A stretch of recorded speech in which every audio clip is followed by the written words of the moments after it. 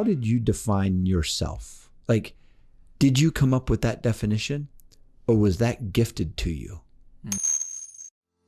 Welcome to the Achieve Today podcast, where you will learn valuable insights, tips that work, and insider strategies to help you overcome your limiting beliefs and progress towards achieving your goals, not tomorrow, not the next day, but today. My name is Jake Mix, and I am your host for this week's episode, where we will be diving deep and talking about limiting beliefs. To help us do so, we have the Director of Coaching of Achieve Today, Mr. Adam Mortimer. Adam, how are you? I'm doing awesome. Thanks for having me here. Good. Well, we're excited. You're the Director of Coaching. You've been working here. How long have you been working at Achieve Today? 16, 17 years, around there. 16 or 17 years. Been a while. You're a speaker, you're an author, you're writing your third book right now, which is unbelievable, right? You've done so much in your time here, and then also before that. You have an incredible story. He's the one that's going to be able to talk to us a little bit about what limiting beliefs are, the basic fundamentals, but then also, how to get rid of, well, first how to identify them, but then also to clear them. So, Adam, let's get right into it. Yeah. I first want to hear a little bit about your story. So just give us a background of your life, how you got into personal development, and how you discovered limiting beliefs. Yeah, for sure. So going back, 6 years old, my family and I were homeless, lived in a warehouse, grew up feeling like making money was bad, feeling like I was just going to be an average person, and that's just how it was going to be. All sorts of limiting beliefs, all the way up into college. I remember my wife coming to me when I was deciding what degree I was going to do. She said, what degree do you want to do? And I said, well, I want to do a communications degree. And she looked at me and she's like, is that what you really want to do? And I was like, no. She's like, well, why are you choosing that? I go, I don't know. You're supposed to go to college, and this is the one degree that doesn't involve math. And I had this belief, like, I'm not smart. I can't do math. Therefore, I'm not gonna go for this degree. And she looked at me and she said, Adam, you're one of the smartest people I know. And it was like, that was literally the first time in my life I had somebody like really challenge my beliefs that I was an idiot, right? That I'm dumb, I'm not smart enough. Yeah. And I kind of thought to myself, well, yeah, maybe I can do this. And so I got the paper, took the math assessment. They set me in a math class that was like 3 grades below what you can even get credit for. So I had to go to school, how school's not fun as it is. Imagine not getting credit for it either. Right. Oh man. Yeah. So I'm going and like, this is a number. And I'm there like taking notes like, wow, this is life-changing. Yeah. But anyway, I had a different mindset, right? Instead of sitting in the back of the class, I moved up to the front of the class. I started taking notes, little things that I started learning. And I'll never forget the moment.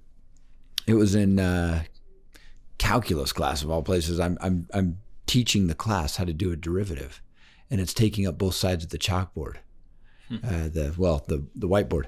And I was just kind of had one of those moments like, oh my gosh, look how far I've come. So I go outside and I'm like, I heard all these people say, if you want to master life, you got to master the mind. So I remember saying a prayer. I went outside. I said, God, I want to master the mind. Like I want to know the secrets of the mind. And the thought came into my mind and my heart, like, my son, you can fill many libraries on that topic. You're not going to learn about it all right now. Like I was expecting a download, right? Wow, that was my thing.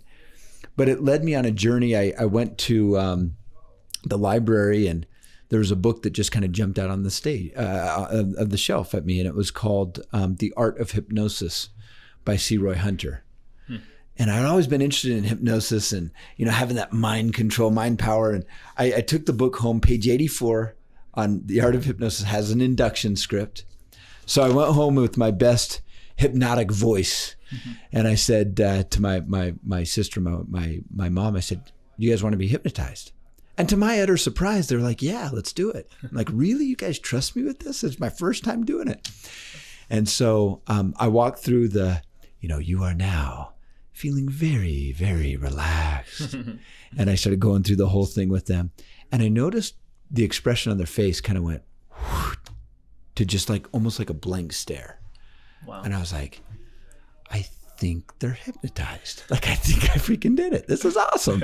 And so I started doing these little like experiments with them to see if they're really hypnotized. Like, you're feeling cold now. And they're like, oh, you're now feeling hot. And they're like, oh, it's so hot. And then I said, you're on the edge of a cliff and it was the carpet, right? And if you jump over this, you're going to fall off this cliff. Well, my sister jumped and she screamed like she was legitimately falling off a cliff.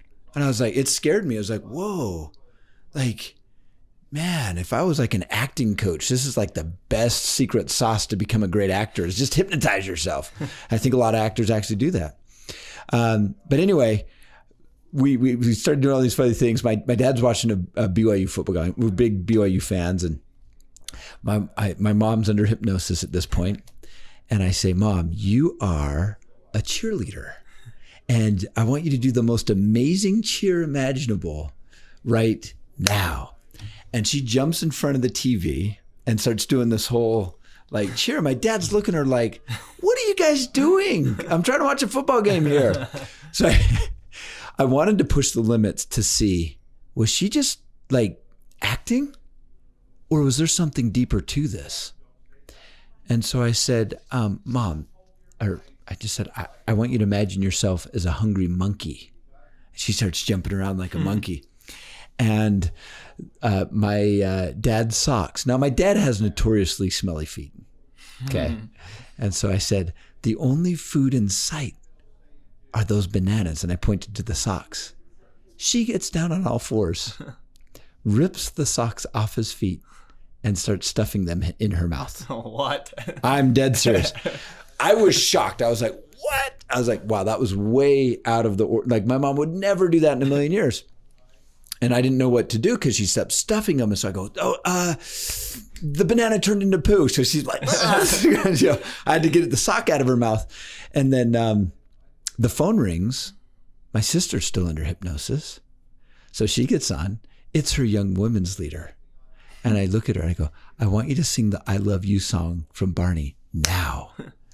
Without skipping a beat. She busted into song. If you know my sister, she's very shy. She would never do that in a million years.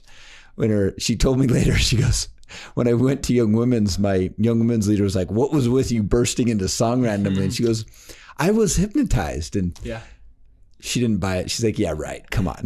Did that scare you that you had almost that much power? Like, it is scary. Right.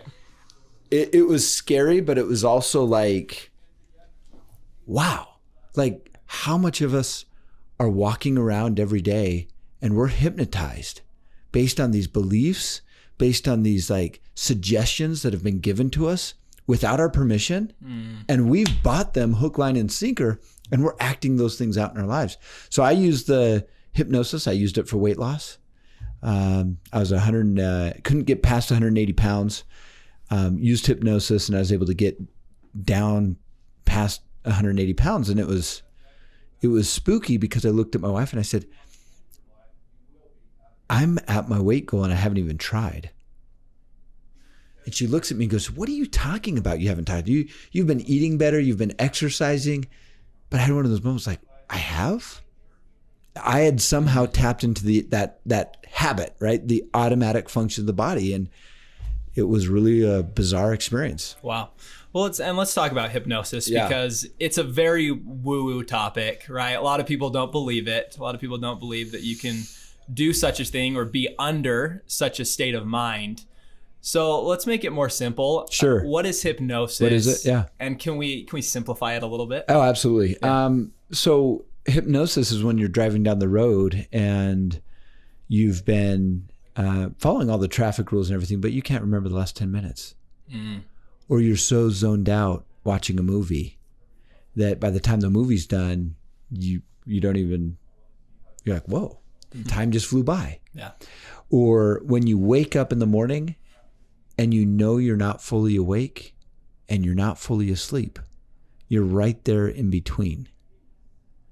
And the reality is we pass through a state of hypnosis multiple times, about 7 times in a day. When you're daydreaming, that's a hypnotic trance. Wow. When you're zoned out, hypnosis has been around for thousands and thousands of years. It's been Egyptians used to practice hypnosis.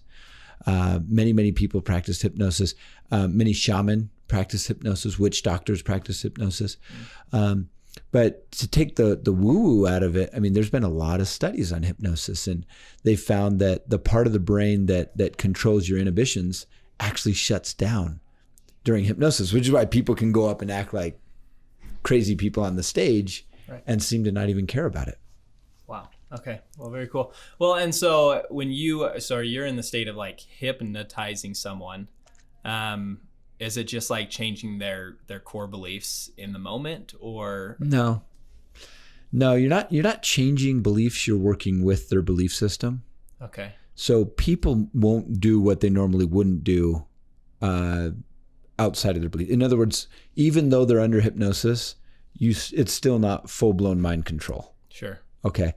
Okay. They actually, and people could look this up. CIA used to practice hypnosis back in the 60s, 70s. They studied it through a program called MK Ultra, and this is public knowledge now. You go look it up. Yeah. But there was an experiment that they did. It was very interesting.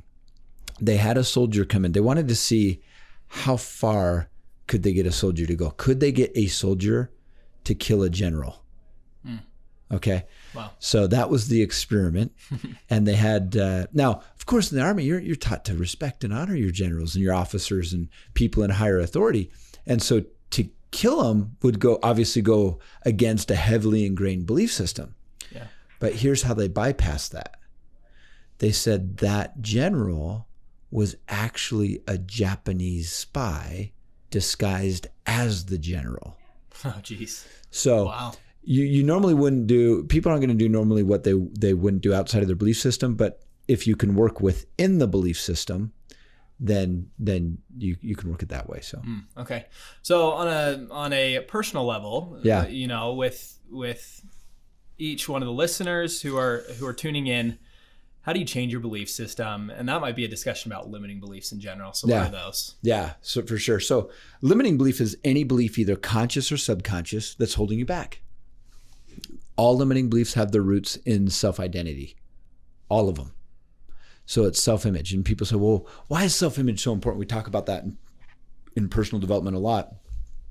Well, self-image is important because, for example, I want you to imagine right now you are the president of the United States of America. Okay. President Mix. You like the sound of that? Huh? I do. I love the sound of that. There you go. All right. So President Mix, if you really believed that was true today, you really authentically believed that. Yeah.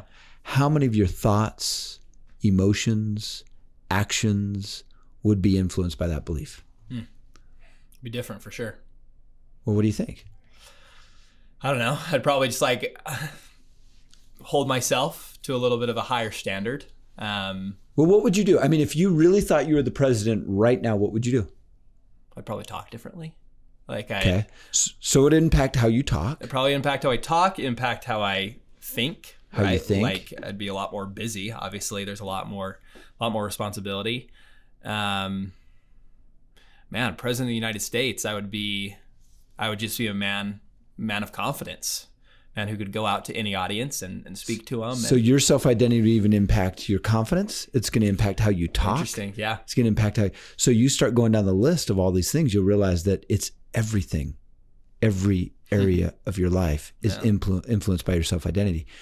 The reality with self-identity is most people were just given their self-identity. I mean, the question that I ask people is, how did you define yourself? Like, did you come up with that definition, or was that gifted to you? And if it was gifted to you, chances are you were not gifted a healthy self-identity. Right. You know, when I started looking at my self-identity, I was gifted the self-identity of I'm the middle child. I kind of felt less than, not good enough. I'm not going to make a big impact. That was the identity that was given to me. I've changed that identity, which has allowed me, kind of set me free from that cage that I was in. Right. Wow. So how does one find these limiting beliefs or their self-identity, some things? Because it sounds like it's come from the past, right? It is, yeah. Or a lot of things that are in their belief system now. So how does one identify? Sure. How does one get aware of some of these things? So a few things that you can do. So one is looking at your current dreams, right? So if you can remember your dreams and people... as in goals or like dream dreams? Like literally your literal dreams. Like when you are sleeping and you are dreaming, all right? Okay. So when you are asleep and you wake up and there's that brief moment when you can remember your dreams. Side note, by the way, the moment that you can remember your dreams, have you ever noticed how they slip away very fast? Yeah. And then you can't remember them? Yeah, I don't like it sometimes. That moment, sometimes they're really good. We like those dreams. I know which ones you're talking about. So in that moment, though, when you have that ability to remember those dreams, that's when you're in a space of crossover. That's where the subconscious and conscious are communicating. That's exactly where I'm trying to get you in hypnosis, where there's a exchange of information happening. Okay, that was a side note. Right. Cool.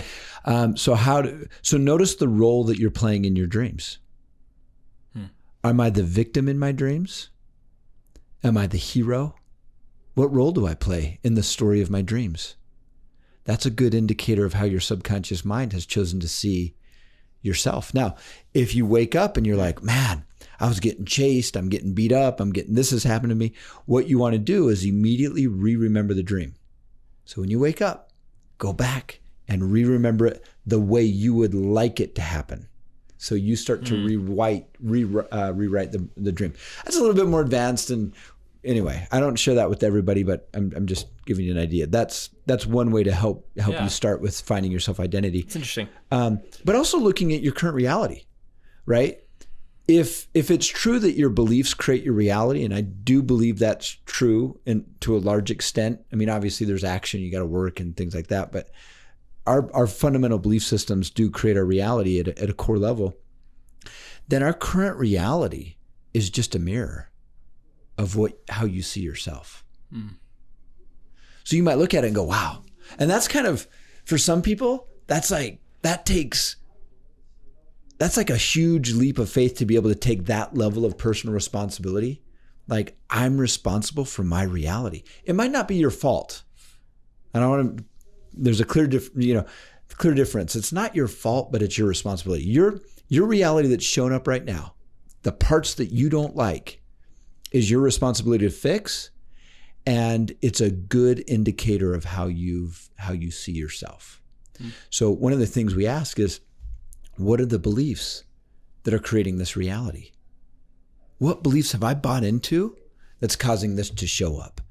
If I intentionally wanted to manifest this, so it's kind of reverse engineering it, right? Working backwards. That's one way we do it with our clients. Checking in with yourself multiple times a day, noticing the random thoughts that come up in your mind. Like, what do you think about when you don't have to think? That moment when it's your data just chattering, observe the chatter. What's the mind talking about? Because chances are that's a habit. And that's the way you've been talking to yourself for a very long time.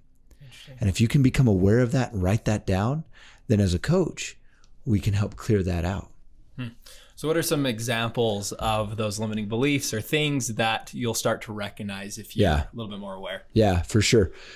So we talk about this idea that all limiting beliefs have their roots in self-identity. We also say that what sustains all blocks is our identification with them. Okay. When we say be careful what follows I am, whatever follows I am will follow you. So the moment you say I am just that way, I am this kind of a person, right? That you are literally taking a piece of that and attaching it to your internal identity. And once it becomes a part of you, it can be hard to let go. I mean, it's like chopping off your right arm, right? It can be very dangerous. Can you repeat the first part of that question? Just some different examples of like very specific examples of things that you'll start to recognize. Oh, okay.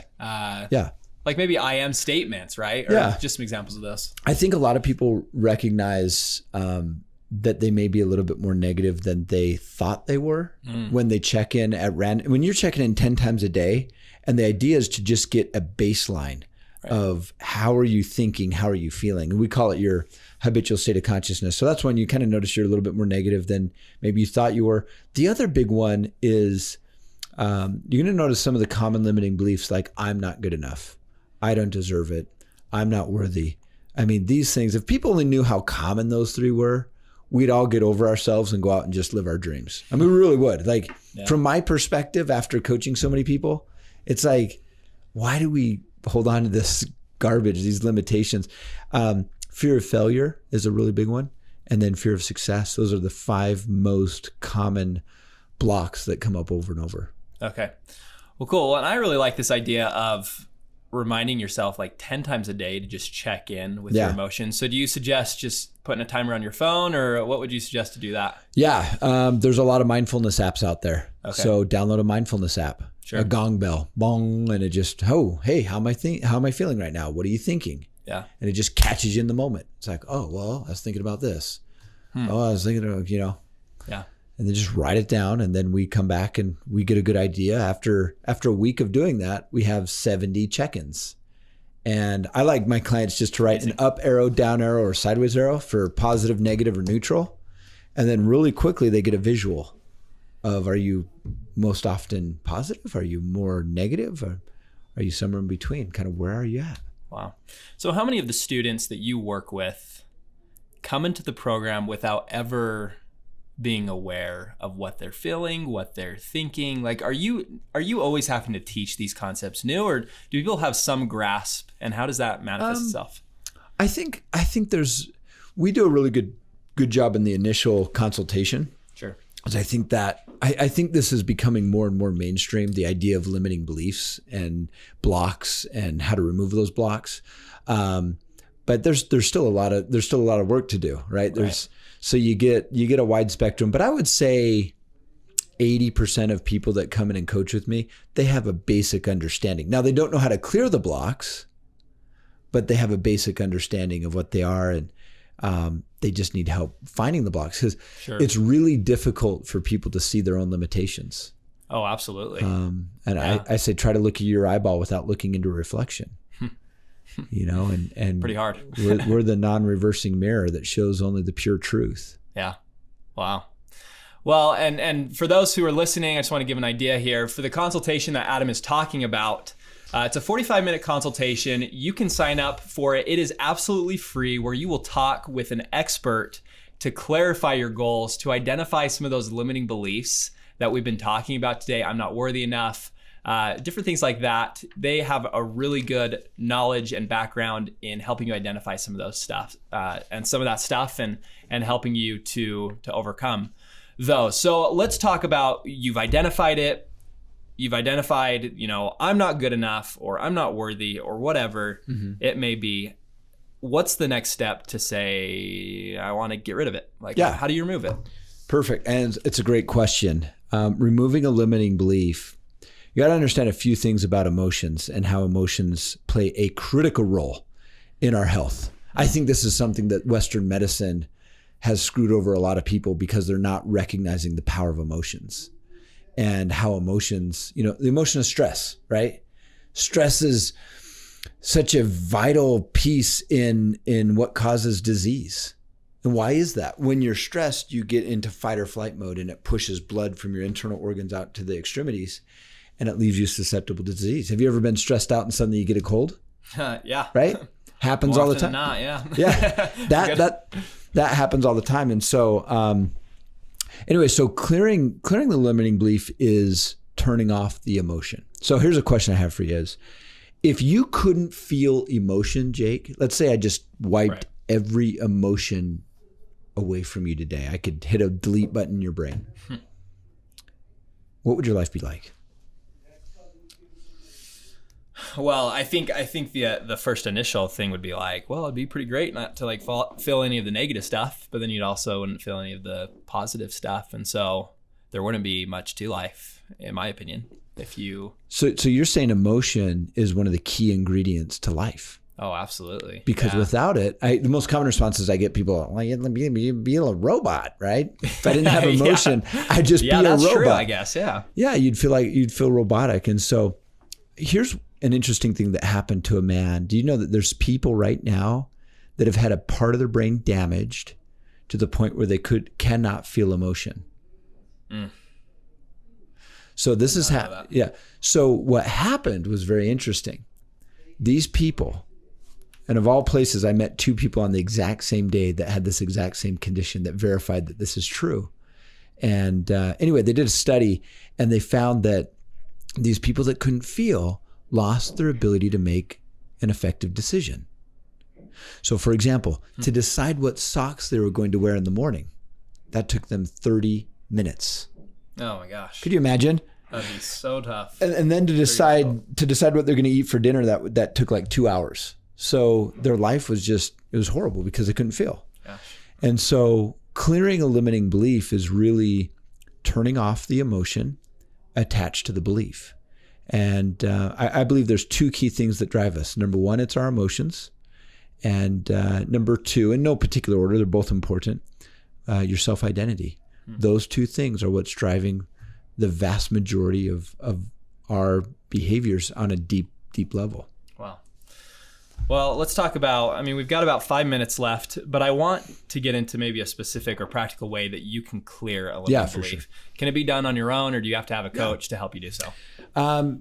So it's really good to have a coach to help you identify the limiting beliefs, hold you accountable, those types of things, but you can definitely clear on your own. There's nothing to stop you from doing that and practicing that. I would say with clearing, it's important that you realize it's conditioning, right? Just like you wouldn't work out once and be like, well, I'm glad I don't have to do that anymore. Yeah. You wouldn't weed a garden once and be like, oh, I'm glad I don't ever have to weed the garden again. Well, the mind's no different. There's a certain level of self-care you got to take. So I have 5 simple steps. Number 1, identify the limiting belief. So I'm not good enough. And if anybody's listening, they can go through this real quick with me. I'm not good enough as one, or whatever the belief is. So identify the belief. Number 2 is rate the emotional charge. So when you tune into that belief of I'm not enough, how strong is the emotion, right? So every belief, the subconscious naturally assigns an emotional weight or value to it. And we do this subconsciously. And so tune into it. Notice what you feel. You might go, well, gosh, when I think of not enough, gosh, that's like dude, I feel that like a 9. That's strong. All right. The next piece is the metaphor. We know that the subconscious mind works through metaphors. Before the written language, we told stories. If you look at virtually every tradition, especially the indigenous traditions, how did they pass information from one generation to another? They're writing things down. Right? Yeah. Well, before they could write things down, it was song and dance and story. Yeah. No, good point. Great point. So look at Native Americans, look at the Hawaiians or the Polynesian culture, and you'll see that that's how they passed information down. So there's a part of us that's hardwired for story, hardwired for metaphor. And when we dream, we also dream in stories and metaphors.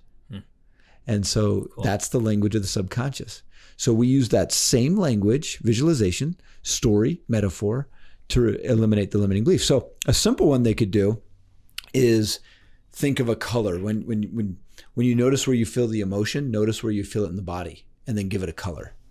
You might say, well, I feel it in my heart, and it's like red is the first thought that comes to my mind. Okay, great. If you can't think of a color, make a color up. It's not a big deal. Okay, just attach that to, it's more of the association that's important. Okay. So you visualize it, you see it, and then you actually visualize pulling it outside of your body and then chop it up.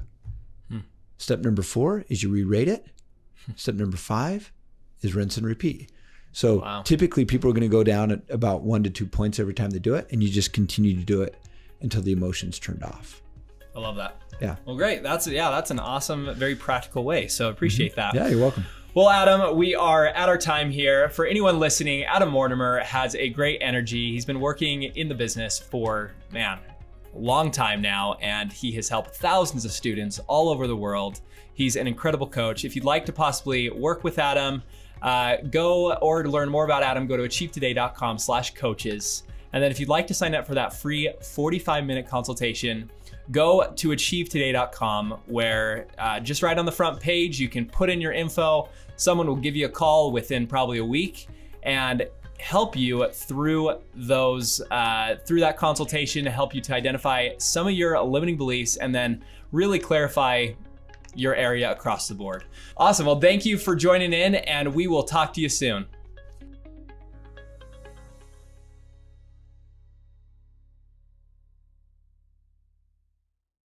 Hey, thanks so much for joining us on this video. What was your top takeaway from the video today? I'm going to challenge you. I'm going to challenge you to write your comment down below. And here's why.